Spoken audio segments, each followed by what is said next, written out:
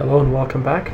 This is the third Waybe tutorial, and we'll be reviewing this tutorial, the features in the basic Waybe toolbar, and also looking at how we can add details, specific details to our model, without causing the model unfolding to fail. So to the first point, we'll just walk through the toolbar. Some of these tools you've already seen. The unfold test is a very handy button when you're building your model. It's handy because using it you can click on different components that you're constructing to see if the components will unfold.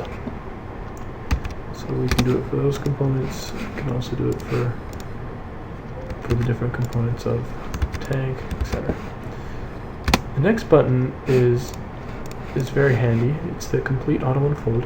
So what it does is it goes through all your groups in your model,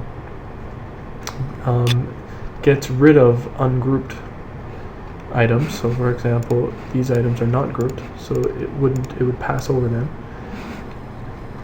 And then it sends all those unfolded groups to the print window. So let's use it as an example right now. Takes a moment depending on the complexity of the model, and here you can see it sent a bunch of cut-ups to the print window. It did not send those polygons that you see,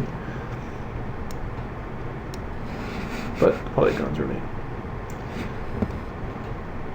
The next item is a create group. This is essentially does the same thing as when you right-click and make a group using the standard SketchUp controls. The difference here is just we often use grouping in Waybe, and we wanted a quick way to access it and group multiple items at once. And here I've grouped the top.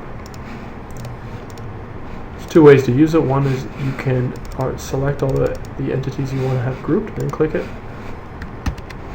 The alternative way of doing it, just give me a moment.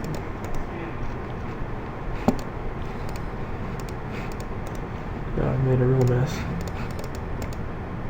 The alternative way to do it is to first select it, and then select a face, and everything attached to that face. In this case, all these entities are going to be grouped for you. It can be a handy tool at times. Next command is clear print window. All that does is it cleans out the print window. We'll jump down to the advanced tools here for a moment, open up the print window manually. And here you can see here's our print window with the different cut-ups in it. If I click on that button, the clear print window, and then open this up, see it's empty. The next item is the manual toolbar hammer. All that does is enables the advanced toolbar or the manual toolbar that you see below. Next item is a component toolkit.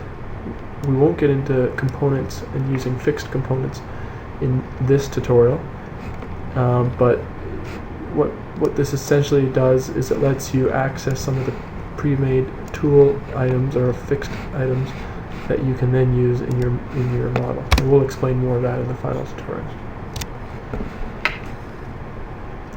The submit idea or issue just takes you to our website, lets you submit an idea or an issue. And then finally there's the open help folder, which we've already gone through. So now we're going to talk about how you add detail to your models. So once you've built your model and you're satisfied that it can unfold successfully, you're now ready to add detail to your model. Adding detail, of course, is what brings the model to life. The one thing you want to be aware of when you're adding detail and want to unfold and make the model is to make sure you keep the detail inside a given face, so that the edges of the new face or the detail do not cross or touch the edges of the face that you're putting it inside. Let's do an example. So we'll zoom in on the turret of the tank, and let's add a window here into the turret.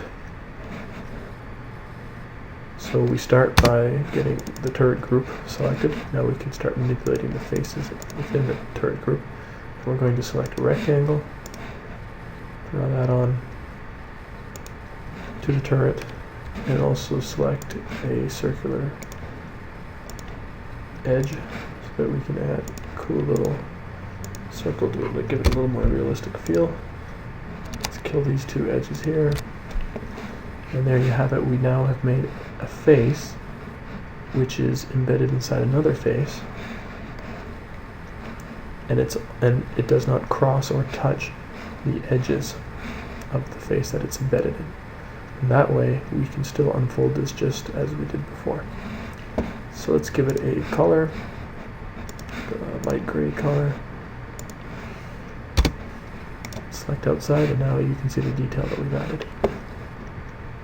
Let's test it to make sure that it unfolds still, and sure enough, it didn't affect anything.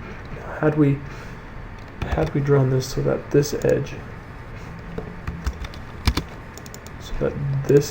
was touching this edge or coincided with that edge, there's a good chance that we might have created another face or another edge, as SketchUp often does that when you're creating models, and the extra edge could be inside the turret and could easily render the turret unfoldable. So you want to stay away from the edges so that you're not touching them when you are adding detail to your model. Other than giving it more visual appeal, another thing that detail can do, or adding faces on top of faces can do, is it can give you a point for cutting. So let's say I wanted to actually cut a hole here. Well, sure enough, the easiest way to do that would be to do what I just did, and when the cut up unfolds, this is what it'll look like on paper, and now you can just snip along this edge and it'll cut it out exactly where you specified. So adding detail basically has two purposes. One purpose is to specify cutting locations, and another purpose is just to make the model look more complete, more complex.